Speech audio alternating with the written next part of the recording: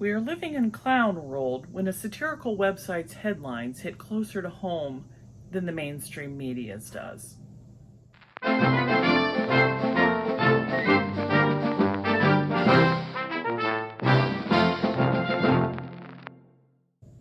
Rosie the Riveter here with some more truth bombs to blow your mind.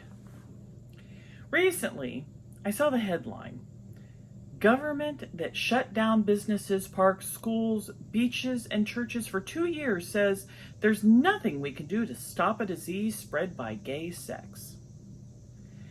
Now, at first I thought, this is unreal. But in the world we live in today, I realize that it's totally plausible.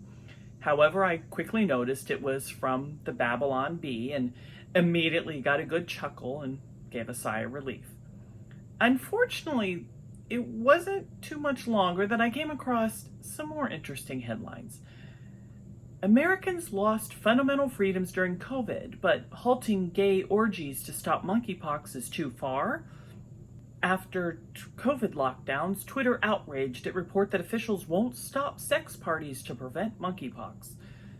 LGB Alliance insults gay men with call to shut venues over monkeypox.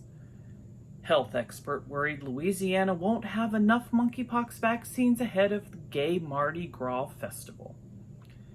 We knew very, very quickly in 2020 that it was the elderly and those with other comorbidities who were most at risk for COVID-19. Instead of focusing on those truly in danger, they shut down the world, which seriously harmed people physically, emotionally, spiritually, mentally, and financially. Once more, the global medical organizations want to terrify us all again with another medical issue. However, they are trying to use a virus that is only appearing in a much more limited and a specific group than those getting COVID, let alone dying from COVID, with an almost non-existent death rate. They won't lock down places where we know for a scientific fact monkeypox is spreading, but for some reason, the WHO wants to again shut down the entire world. However, even though a World Health Organization expert declares 99% of monkeypox patients are men, with 95% of those being gay men, the view of the elites is either we shut down everything again, or we can't do anything.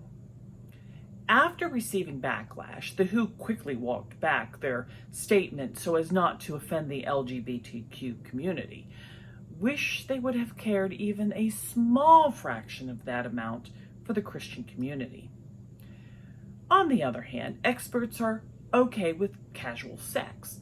Fauci and other experts wouldn't let you worship God with your brothers and sisters in Christ, but if you wanted to go shag someone you've never met, that's fine if you're willing to take the risk. Can't take the risk to see family and friends, but perfectly fine with a total stranger looking for a romp in the hay. Is that because sex is a sacrament to them, while things like family and God are kryptonite? Pagans have used sex as a religious experience since time began. Those following the Enlightenment movement in France during their revolution had orgies on the altar of Notre Dame. As I recall, the whole movement did not turn out well for the French. The LGBTQ community is livid.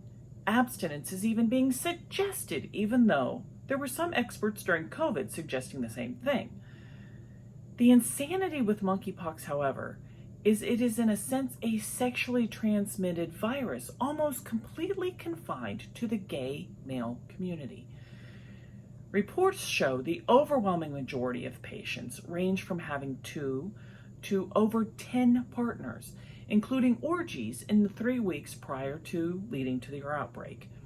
If we were forced to wear masks, even though we had no symptoms because it was the responsible moral thing to do to protect others, why are many of those same supporters of the policy now saying it's irresponsible and immoral to ask a gay man to cool it for, let's say, 2 to 3 weeks to stop the spread? I think the logical thinking person can now see that it's not about safety and it's not about healthcare. This is purely and totally about an agenda and power. But that's just my 2 cents. What do you think? Leave your comments down below, and don't forget to like and subscribe while you're down there. Also hit that notification bell to see future videos when they are uploaded. You can find all my videos along with more truths and facts in my liberating letters on thefactspaper.com, as well as hundreds of links to articles combating fake news and propaganda. Don't lose heart. We are winning. America will be great again. We can do it.